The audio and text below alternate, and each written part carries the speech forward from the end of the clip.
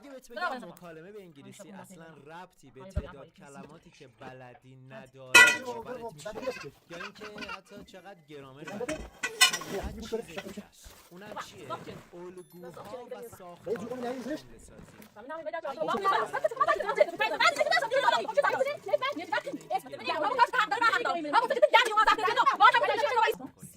کافیه که این ویدیو رو با من تماشا کنی.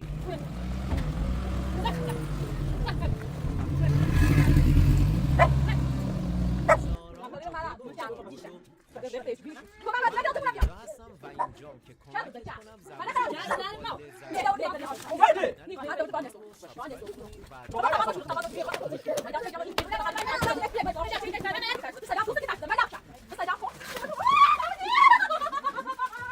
قبل از اینکه شروع کنیم میخوام بهت یه خبر خوب بگم. اونم این که ما بالاخره آزمون آزمون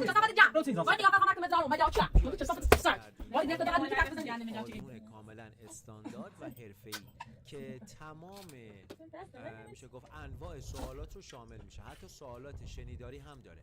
اگه میخوای توی آزمون تعیین سطح شرکت بکنی و متوجه بشید که سطح چیه، خب کافیه که بیای توی ربات تلگرامی ما که آدرسش رو اینجا میذارم، لینکش اینجا هست، وارد ربات بشی، گزینه تعیین سطح رو بزنی و آزمونت رو بدی. یک آزمون 40 و خورده ای سوال است و نهایتا بهت میگه که سطح چیه، سطح A1 تا C2 که میشه سطح مبتدی تا سطح پیشرفته. بریم سراغ ساختارها. با ساختار اول ببین subject verb. subject یعنی فاعل، verb یعنی فعل. مثلا او میخواند، او به انگلیسی میشه he یا she و خوندن میشه read، که چون اینجا سوم شخص مفرد داریم میگیم she reads. اگه آقا باشه میشه he reads. اگه بخوام بگم من میخونم I read، من میخونم. حالا چی؟ کتاب میخونم I read. کلا اینجا read میتونه منظور کتاب یا روزنامه یا هر چیز دیگه ای باشه. پس این ساختار اول خیلی ساده، فاعل به اضافه فعل، ساده ترین جمله توی زبان انگلیسی. یا اینکه میتونه کامل تر بشه subject verb object. یعنی چی؟ یعنی فاعل، فعل و مفعول. فاعل، فعل و مفعول. مثلا او فوتبال بازی میکند. اینجا فوتبال همون مفعولمونه، چه چیزی را بازی میکند؟ فوتبال را بازی میکند. پس میشه he plays football. پس ببین he چیه؟ subject، plays فعلمونه، چون که سوم شخص مفرد هست فاعلمون اس سوم شخص گرفته و اینجا فوتبال چیه؟ مفعولمون هست. حالا میتونی طبق همین خود جمله سازی کنی. مثلا بگی که من والیبال بازی میکنم I play volleyball. یا مثلا تو بسکتبال بازی میکنی you play basketball. پس ببین هزاران جمله میشه به همین الگو ساخت. الگوی بعدیمون اینه فاعل، فعل و صفت که میشه adjective. مثلا او خوشحال است. خوشحال اینجا همون صفته. مثلا میگیم she is happy. اینجا فعلمون چیه؟ آفرین is و فاعلمون she هست. she is happy. اگه بخوام بگم تو خوشحالی میگم you are happy. یعنی اینجا فعلمون تبدیل میشه از is به are. و اگه بخوام بگم من خوشحالم میشه I am happy. اگه بخوام همین رو منفیش کنم کافیه که بگم I'm not happy یا I am not happy. و اگه بخوام این رو همین جمله she is happy رو منفی کنم میشه she isn't happy. حالا اگه بخوام بگم آنها خوشحال هستن چی؟ اینو توی کامنت واسه من بنویس، حتما چکش کنم. اونا خوشحالن. بریم برای ساختار بعد. فاعل، فعل و قید. adverb میشه قید. تو ذهن داشته باش. آنها سریع میدوند. ببین اینجا داریم از یک قیدی استفاده میکنیم، به سرعت، سریعاً. این قید چی رو داره توصیف میکنه؟ چی رو توصیف میکنه؟ توصیف میکنه. در حالی که صفت اسم رو توصیف میکنه. مثلا میگم ماشین آبی، یا مثلا دختر زیبا. زیبا چیه؟ صفت. چی رو توصیف میکنه؟ دختر رو. اما قید کلمه‌ایه که میاد توی جمله و توضیحات بیشتری در مورد فعل به ما میده. اینجا داره میگه که او میدود. میشه چی؟ آنها میدوند. مثلا they run. حالا میایم از یک قیدی استفاده میکنیم که جملمون رو کاملتر کنیم. به سرعت میدوند. they run quickly. they run quickly. حالا اگه بخوایم همینو منفیش کنیم چی میشه؟ اینو توی کامنت بنویس. آنها به آهسته میدوند. they run کافیه که کلمه quickly تغییرش بدیم که صفتش میشه slow. حالا یه الوایی که بهش بزنیم اضافه کنیم میشه slowly. یعنی چی؟ they run slowly. حالا اینو میخوام تو بنویسی. حالا که من خودم گفتم، حالا اینو بنویس. من به سرعت در پارک میدوم. اینو توی کامنت ها واسم بنویس، حتما هم چکش میکنم. ساختار بعدی فاعل، فعل و اسمه. مثلا میگه او یک دانش آموز است. ببین میام اینجا فارسیش رو با هم بررسی کنیم. او چیه؟ سابجکتمونه. فعلمون چیه؟ است. اسممون چیه؟ دانش آموز. He is a student. اگه دقت بکنیم ما اینجا یه ا داریم. ا برای اسمها میاد. توی انگلیسی حتما باید اینو بیاریم. توی فارسی میگیم من دانش آموزم، خب، اما توی انگلیسی میگن من یک دانش آموزم.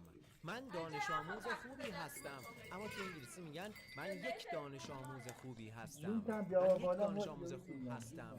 من دانش آموزی خوب هستم.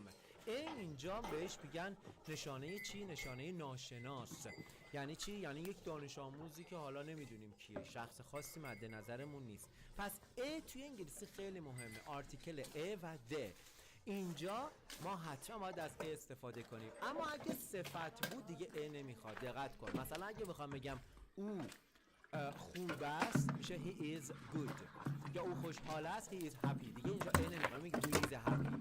یه عادتی که خیلی وقت پیدا کردن که تو گفتار همینجوری رو میگن he is happy، she is happy، اما he is a student. حتی اگه بخوایم صفت و اسمم با هم بیاریم بازم میگیم he is a happy student. ساختار بعدی there is there are به اضافه یک اسمی. مثلا یک کتاب روی میز است. There is a book on the table. There is a book on the table. اینجا نونمون همون تیبل هست. خب حالا اگه بخوام اینو جمع ببندیم، مثلا میخوام بگیم که کتاب‌هایی روی میز هستند. روی میز هست. این رو چی میگیم؟ اینو اونایی که میدونن و تونستن حدس بزنن توی کامنت واسم. ساختار بعدی it is به اضافه to و verb. مثلا یادگیری انگلیسی آسان است. با it is شروع میکنیم. it is easy. ببین it is به اضافه صفت easy بعد to میاریم.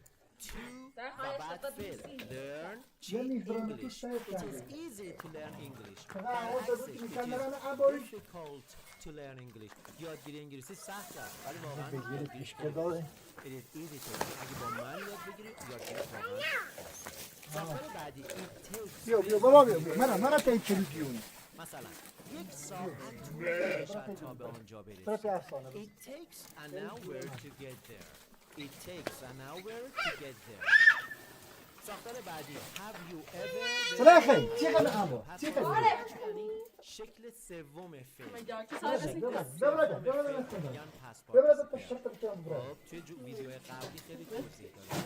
have you ever هم یعنی تا حالا. آیا تا حالا، مثلا آیا تا به حال دیده‌ای have you ever seen a ghost. همین یه شورنای سین میشه شکل سوم فعل سی. درسته؟ من صاحب من باشو شتا بگم برای همون سرچ بکنی شکل سوم فعل ها همشون رو واسط بیاره. مثلا go میشه رفتن، گذشتهش مینا شکل سوم میشه gone. have you gone. آیا have you ever gone. آیا تا حالا رو داشتم اینا ابوری کردم بی میشه در بوادو چران یا میشه که میشه have you ever been. نجا میشه که میشه قچا اگه تو دین خراب. بعدی I used to.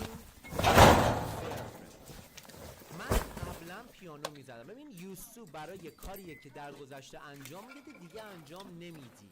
I used to play piano. I used to play the piano. I used to play the guitar. من قبلا گیتار میزنم، الان دیگه نمیزنم. توی کامنت بنویس من قبلا فوتبال بازی کردم. ساختار بعدی و ایت بیتیه کایسی میکنم ما ایت کایسی کوکار